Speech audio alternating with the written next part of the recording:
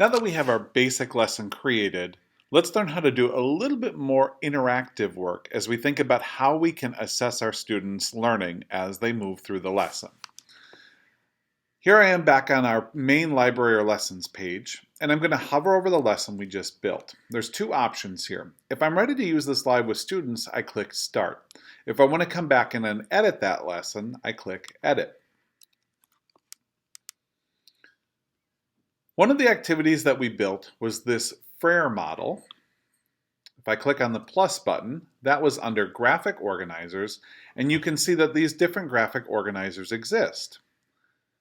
If I want to get a preview of what the graphic organizer looks like, I can take a look at it there. And I'm going to use that one as well to select that activity. So I've got two of these activities here. Now really all these are just pictures of graphic organizers at this point. And I can write over the top of them. So I'm going to bring this text button in here and I'm going to select topic 1. I can do some basic editing of that. I can double click into it to make it larger so it's easier to read. I can resize my box here. I can make it different colors, whatever I need to do on that front. Not a ton of editing options, but enough to get started. But what I'm really interested in is I'm interested in seeing what each of my individual students do as they use this particular connections graphic organizer. And in order to do that, I have to click this and turn it into a convert to activity.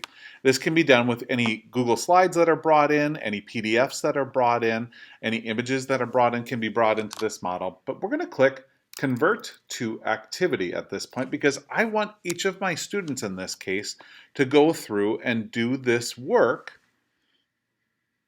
and I want to be able to see their thinking. When I click on the convert to activity, I either get the ability to make this page an individual handout activity or a small collaborative workspace activity, which means that while my students are synchronously live with me, I can either see how every individual student thinks because it will make a copy for them and I'll be able to jump through those different copies live in the lesson, or I can encourage my students to work together on the activity and they'll create enough copies and then group the students, giving them access to the right ones right inside of Smart Notebook.